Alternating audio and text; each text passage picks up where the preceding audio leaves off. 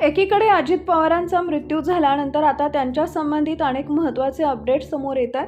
विमानात बसण्याआधी अजित पवारांच्या पत्नी सुनेत्रा पवारांशी फोनवरून बोलणं झालं होतं। सकाळी नाश्ता करत असताना अजित पवारांनी सुनेत्रा पवारांशी संवाद साधला होता। यावेळी त्यांनी खासदार असलेल्या आपल्या पत्नीला खास सल्ला देखील दिला होता। ज्यावेळी फोनवर बोलणं झालं होतं त्यावेळी अजित पवारांसोबत त्यांचे पीए आणि सुरक्षा कर्मचारी होते। दोघांमध्ये नेमकं काय बोलणं झालं होतं याबाबतचा खुलासा त्यांनी स्वतः केला आहे। खरं तर बुधवारी बारामतीत अजित पवार यांच्या 4 सभांचं आयोजन केलं होतं, त्यामुळे ते सकाळी लवकर उठून बारामतीला रवाना झाले होते। बारामतीला निघण्यापूर्वी अजित पवारांनी आपल्या देवगिरी बंगल्यावर नाश्ता केला होता।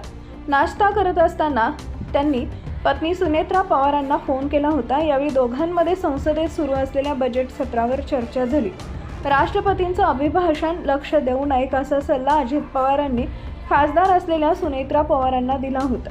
नाश्ता झाल्यानंतर अजित पवार सकाळी 7:10 देवगिरी बंगल्यावरून मुंबई विमानतळाकडे निघाले। यावेळी त्यांच्यासोबत सुरक्षा कर्मचारी आणि पीए देखील होते, पण विमानतळावर पोहोचल्यानंतर हे सर्वजण रिटर्न आले। अजित पवार आपले सुरक्षारक्षक विदीप जाधव यांना घेऊन स्पेशल चार्टर विमानानं बारामतीला आले, पण लँडिंग दरम्यान झालेल्या अपघातात त्यांचा दुर्दैवी अंत झाला।